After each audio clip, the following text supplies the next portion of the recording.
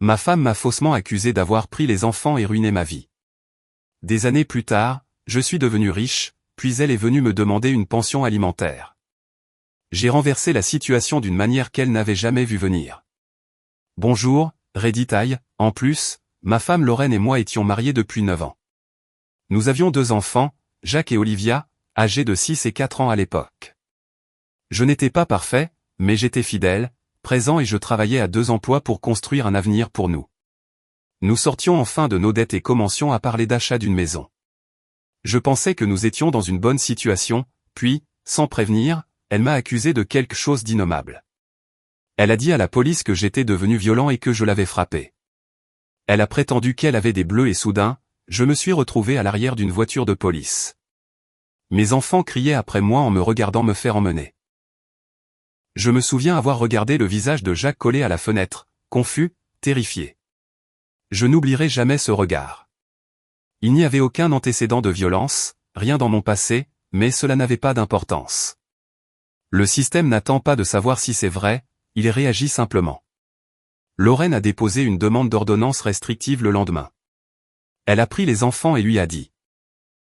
Amis et famille, j'étais dangereuse. Les services de protection de l'enfance sont intervenus. On m'a ordonné de rester loin de mes propres enfants. Mon employeur l'a découvert et m'a discrètement poussé dehors pour la réputation de l'entreprise. Peu importe que l'affaire ait été abandonnée plus tard par manque de preuves, le mal était fait. Ma réputation, mes relations, mon gagne-pain a disparu. Il a fallu plus d'1 an et des dizaines de milliers de dollars pour obtenir des droits de visite limités.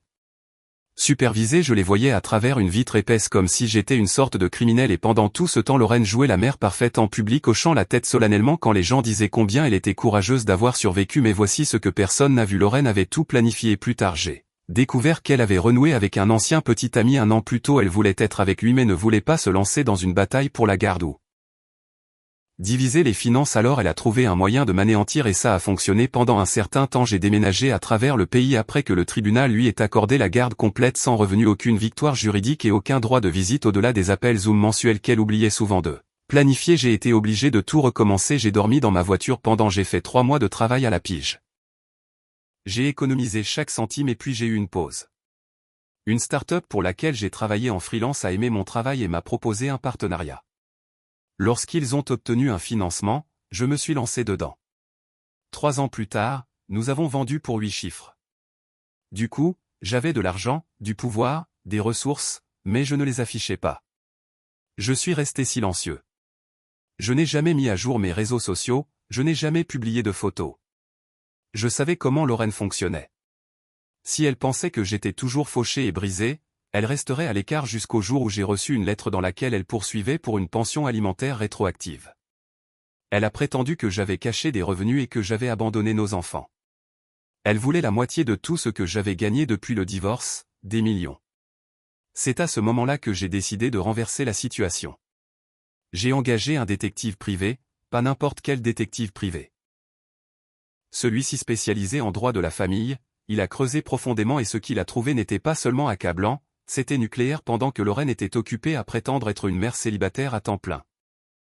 Elle avait commis des fraudes des milliers de dollars en revenus non déclarés provenant d'une activité secondaire, de fausses déclarations sur les formulaires d'aide sociale et le plus accablant, de multiples cas enregistrés d'aliénation parentale entraînant activement les enfants à me détester en leur disant que je les avais quittés. Leur mentant sur qui j'étais et ce que j'avais fait. C'était de la violence psychologique claire et indéniable. J'ai apporté les preuves au tribunal. Cette fois j'avais la meilleure équipe juridique que l'on puisse acheter. Je ne me suis pas seulement défendu, je suis passé à l'offensive. Nous avons demandé la garde complète sur la base de violences émotionnelles et psychologiques, négligence et fraude. Nous avons déposé une contraction pour diffamation et dommages financiers suite aux fausses allégations. Elle ne savait pas ce qui l'a frappé lorsque le juge a vu les images d'elle criant sur notre fils pour avoir demandé à me voir quand il a lu les transcriptions d'elle manipulant notre fille pour qu'elle pleure avant les visites pour les annuler. Le ton du tribunal a changé. Je n'oublierai jamais le moment où Lorraine a réalisé qu'elle perdait ses mains, a secoué sa voix, a brisé le calme. L'image vertueuse qu'elle avait entretenue pendant des années s'est effondrée en quelques secondes parce que maintenant la vérité avait une voix, la mienne. Le juge m'a accordé la garde complète avec un calendrier obligatoire de visite supervisée de 2 ans pour elle. Les sanctions financières étaient sévères. Tout ce qu'elle s'était battue pour me prendre, je le tenais. Maintenant je n'ai pas souri en sortant de cette salle d'audience. Il n'y avait aucune joie à voir la mère de ses enfants s'effondrer, mais il y avait de la paix, non pas dans sa douleur mais dans la vérité enfin vue. Je n'ai jamais voulu me venger, je voulais juste retrouver ma vie et cette fois je l'ai eu à mes conditions. Il a fallu des semaines pour réaliser que j'avais la garde complète. Les enfants sont venu vivre avec moi juste avant la nouvelle année scolaire le premier matin. Jacques, maintenant 11 ans, se tenait juste dans la cuisine avec une boîte de céréales comme s'il ne savait pas quoi en faire. Est-ce qu'on doit demander la permission pour manger ici? Il a dit. J'ai failli laisser tomber la tasse de café dans ma main. Non mon pote, ai-je dit, tu n'as jamais besoin de demander à manger dans cette maison. Cette nuit-là, Olivia s'est glissée dans mon lit après un cauchemar. Elle n'a rien dit, elle m'a juste pris dans ses bras et s'est accrochée. Cela faisait 5 ans que je l'avais bordée. 5 ans d'anniversaire manqué, de câlins manqués, de tout manqué. J'avais l'impression de recoudre une plaie qui saignait depuis une demi-décennie, mais la guérison n'était pas facile. Il ne faisait pas confiance à la paix. Ils marchaient sur la pointe des pieds dans la maison au début. Ils se sont excusés pour des petites choses. Ils ont regardé par-dessus leur épaule quand ils ont ri. Cela m'a brisé le cœur parce que c'était les dégâts. Aucune transcription du tribunal ne pouvait capturer la lente pourriture invisible des mensonges présentés comme de l'amour. Lorraine n'a pas bien pris la décision. Elle a fait appel. Bien sûr, elle a essayé de se faire passer pour une victime du système, mais cette fois, la loi n'y croyait pas. Les juges ont vu la manipulation, les schémas, la chronologie. Elle n'a pas seulement été exposée, elle a été documentée. Je n'ai pas empêché les enfants de l'approcher.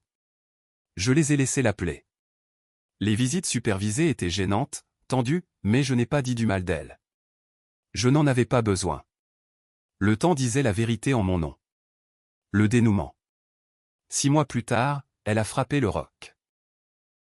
En bas, son petit ami, le même homme pour qui elle m'a quitté, est parti après que l'argent se soit tari. Elle vivait dans un condo qu'il avait payé. Quand il est parti, elle ne pouvait pas suivre les paiements. Elle a essayé de le vendre, mais les leçons de son affaire de fraude ont gelé les avoirs. J'ai découvert par sa sœur qu'elle dormait sur le canapé d'un ami sans emploi. Seule la sympathie que j'aurais pu ressentir il y a des années n'était plus là. Ce qu'il y avait cependant était autre chose. Clarté, tout ce qu'elle faisait n'était pas de la haine, une partie était de la peur, une partie était le besoin d'être quelqu'un. Elle pensait que le monde admirerait la courageuse mère célibataire, la battante, la survivante. Elle avait construit son identité sur un mensonge et une fois la vérité éclatée, il n'y avait plus rien pour la retenir. La lettre. 1 an après avoir obtenu la garde, j'ai reçu une lettre manuscrite. Je n'aurais jamais pensé que ça finirait comme ça. Elle disait, je me suis dit que tu était le méchant pour ne pas avoir à me sentir coupable de ce que j'ai fait. Je sais que je ne mériterai jamais le pardon, mais j'espère qu'un jour les enfants comprendront que je n'étais pas assez forte pour affronter la vérité.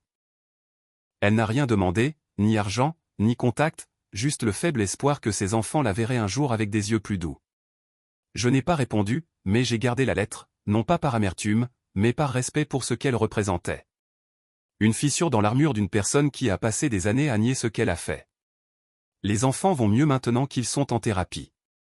Il sourit davantage, rit sans broncher. Jacques a fait partie de l'équipe de foot. Olivia veut être écrivain. Parfois, quand elle est silencieuse, elle demande toujours si maman va bien. Je lui dis la vérité. Elle essaie d'être quelque chose qui compte.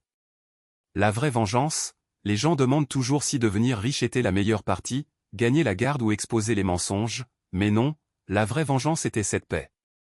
Pas celle qui vient d'effacer quelqu'un, celle qui vient de reconstruire ce qu'ils ont essayé de détruire et de le faire sans devenir eux. Je ne l'ai pas brûlé, je me suis juste tenu dans les cendres et j'ai construit quelque chose de mieux.